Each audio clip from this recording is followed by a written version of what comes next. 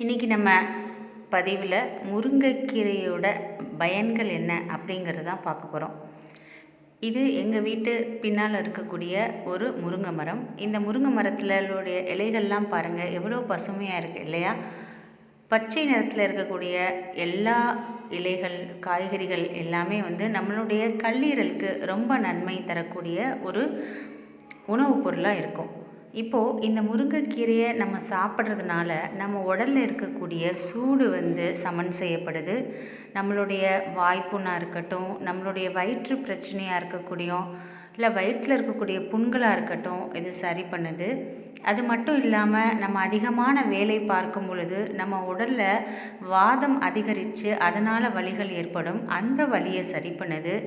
பற்கள் நல்ல பலமாக இருக்கிறதுக்காக அதனுடைய தன்மை தருது. அது மட்டும் இல்லை, அதில் இரும்புச்சத்து இருக்கிறதுனால நமக்கு இரத்தம் நல்லா சீராக உற்பத்தி ஆகிறதுக்கான தன்மையை இது தருது. ஹீமோக்ளோபினை நம்மளுடைய உடலில் ரொம்ப நல்லா அது வச்சுக்கிறதுக்கு உதவுது. இப்படிப்பட்ட ஏராளமான விஷயங்கள் முருங்கைக்கீரையில் இருக்குது. இதை வாரத்தில் 2 முறையாவது நம்ம கண்டிப்பாக பயன்படுத்தணும். பயன்படுத்தும் போது நம்ம உடலில் இருக்கக்கூடிய 3000 விதமான நோய்கள் நம்மளுடைய உடலில் இருந்து நீங்கி போகுதுங்கிறதுக்காக தான் முருங்கையை தின்னா 100 வயது அப்படிங்கிற பழமொழி கூட இருந்துச்சு. நம்ம அதனால் மறக்காமல் இந்த முருங்கைக்கீரையை நம்ம பயன்படுத்தணும். இன்றைக்கி இந்த முருங்கைக்கீரையை பயன்படுத்தி முருங்கைக்கீரை பொரியல் தான் பண்ண போகிறோம்.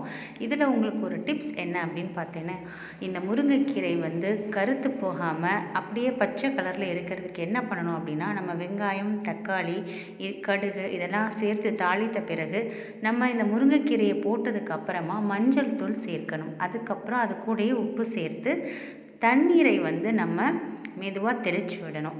தெளித்து விட்டதுக்கப்புறம் இந்த முருங்கைக்கீரையை மூடி போட்டு நம்ம வேக வைக்கக்கூடாது.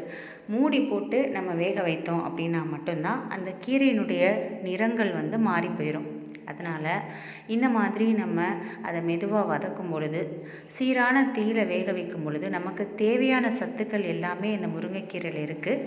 அது நம்மளுடைய உடலுக்கும் நிறைய நன்மைகளை தருது. இந்த மாதிரி நம்ம முருங்கைக்கீரையை சமைத்து நம்ம சாப்பிட்டு நம்மளுடைய சந்ததியருக்கும் நம்ம கொடுத்து மகிழும் பொழுது நம்மளுடைய உடல் ரொம்ப நல்லா பேணி நல்லா வளர்வதற்கான தன்மையில் இருக்குது. இப்போ பாருங்கள், இந்த முருங்கைக்கீரை ரொம்ப நல்லா வதங்கிருச்சு. அதில் இருக்கக்கூடிய தண்ணீர் எல்லாமே கொஞ்சம் பிரிஞ்சு அது நல்லா வேக ஆரம்பிக்கும் பொழுது அது ரொம்ப சுவையாக இருக்கும். ஆரம்பத்திலேயே நம்ம மஞ்சள் பொடி போடும்போது மட்டும்தான் அதனுடைய தன்மையெல்லாம் கொஞ்சம் மாற ஆரம்பிக்கும். 3 நாளும் மாறும். அதனால் வதக்கின பிறகு வெங்காயம் எல்லாம் வதக்கினதுக்கப்புறம் முருங்கைக்கீரை சேர்த்த பிறகு கொஞ்சம் நம்ம சேர்த்து இதை சுவையாக சாப்பிட்லாம்.